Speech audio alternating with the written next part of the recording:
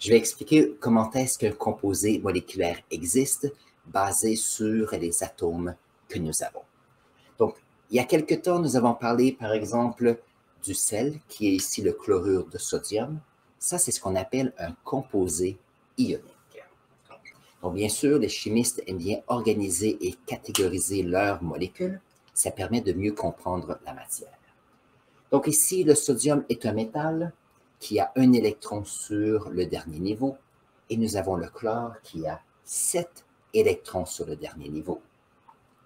Maintenant, si nous regardons le tableau périodique, nous pouvons voir que le sodium est ici. Le sodium ici se retrouve sur la 3e période.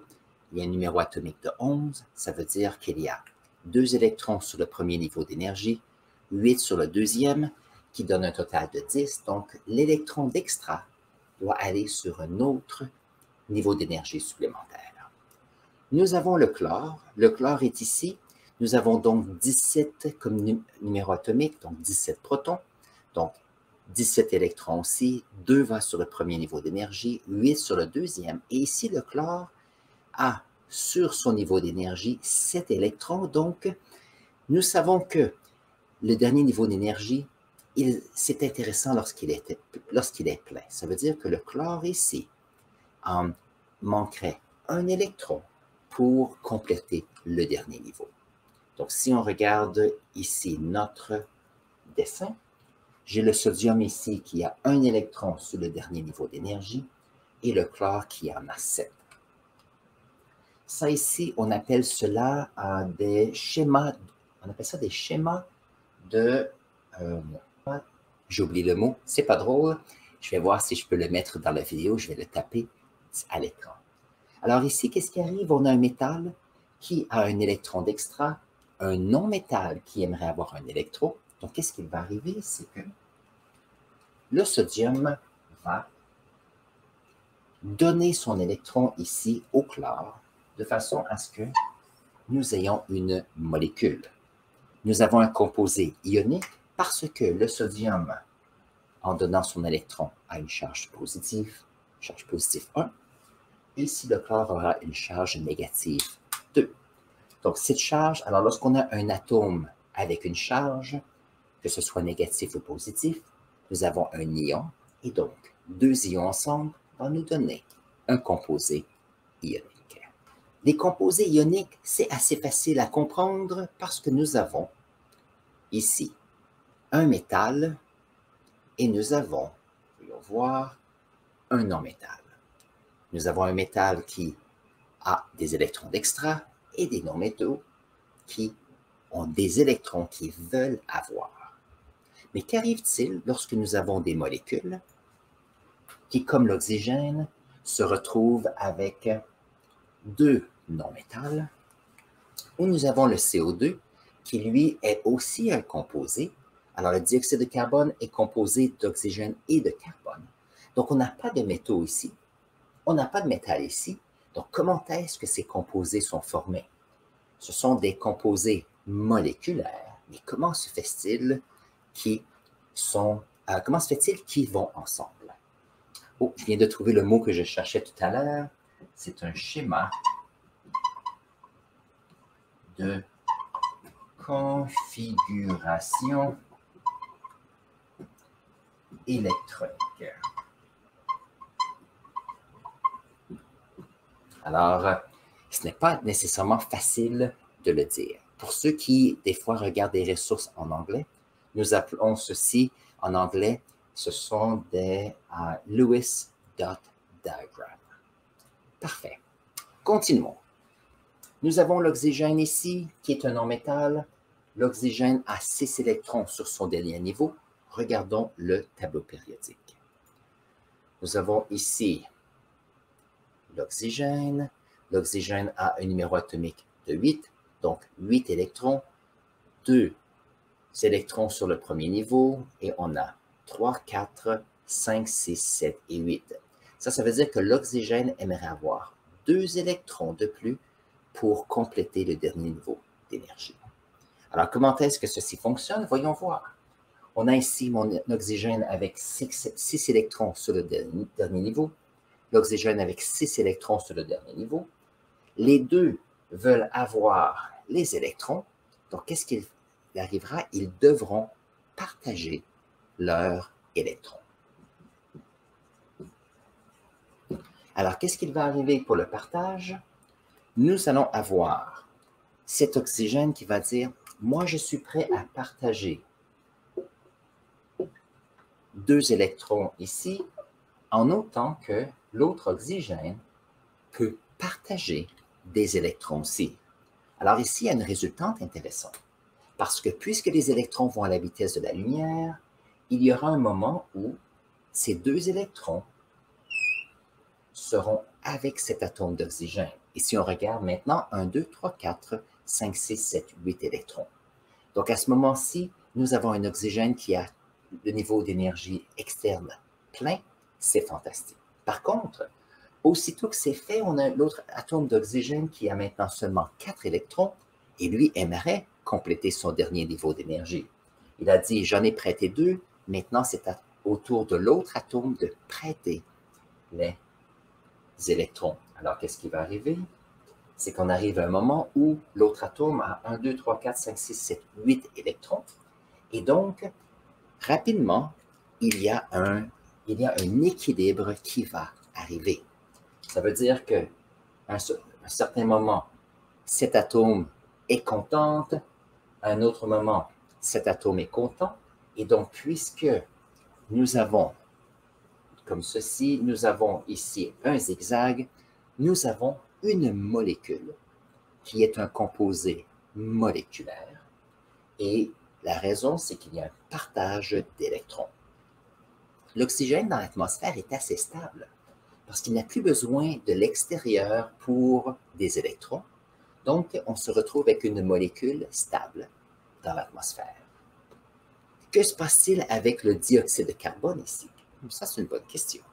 Nous savons que nous avons l'oxygène. Je vais mettre ça comme ceci. Nous savons que l'oxygène peut prêter, ou non pas prêter, partager des électrons, comme ceci. Nous savons que l'autre oxygène peut aussi partager des électrons. Mais ce qui est intéressant, c'est que lorsqu'on regarde le carbone sur le tableau périodique, voyons voir, le carbone ici a un numéro atomique qui est 6. Ça veut dire qu'il y a 2 électrons sur le premier niveau, il y a 1, 2, 3, 4 électrons sur le dernier niveau. Donc le carbone ici pourrait donner 4 électrons, pourrait recevoir 4 électrons. Donc ici, le carbone se dit, OK, moi j'aime les électrons et donc le carbone se dit, comment est-ce que je peux avoir 1, 2, 3, 4 électrons supplémentaires? Et là, on se retrouve avec, encore une fois, le partage. Nous avons le carbone qui a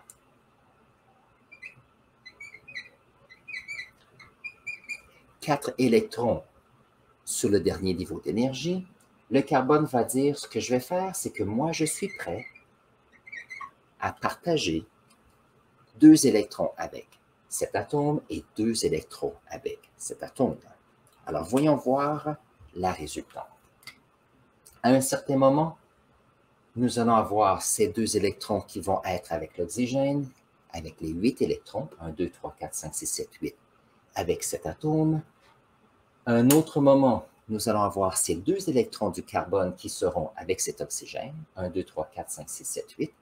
Mais si ça c'était le cas, on se retrouve ici avec un carbone avec aucun électron à l'extérieur. Par contre, on a un noyau qui a 6 protons. Donc, le carbone va dire, moi, je veux avoir mes électrons aussi.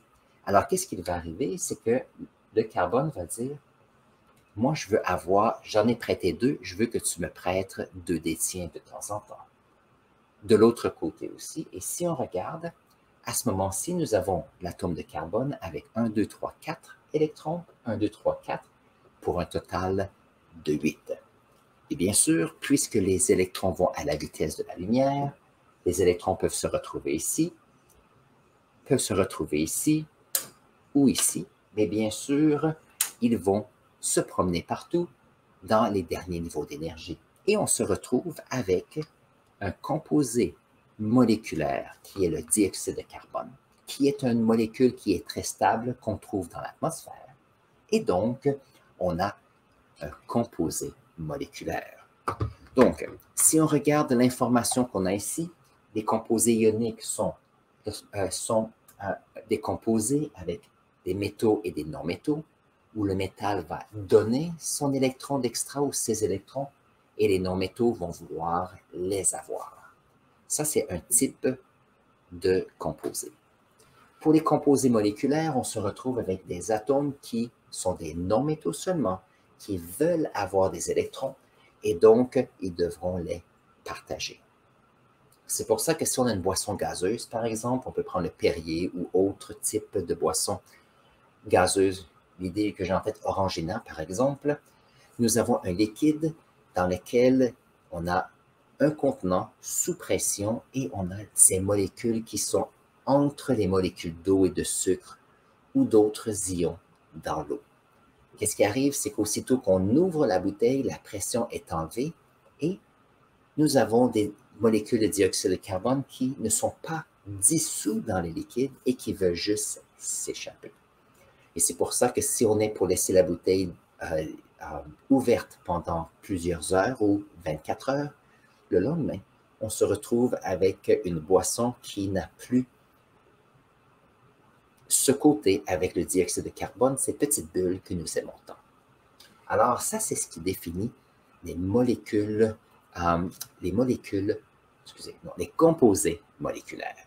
Maintenant, bien sûr, ça c'est un extrême avec, si on regarde ici le tableau périodique, nous avons ici le sodium qui est un métal et nous avons le chlore qui est un non-métal. Donc, on a des extrêmes ici de chaque côté du tableau périodique.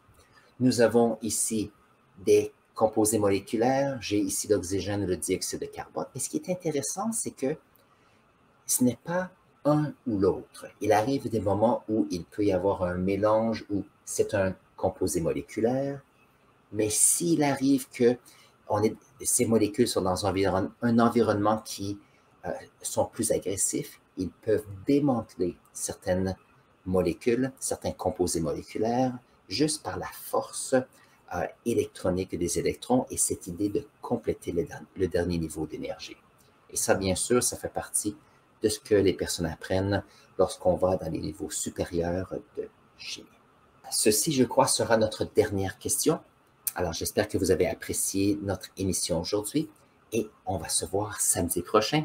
J'ai hâte de vous voir. Alors, sur ce, passez une excellente semaine. Au revoir.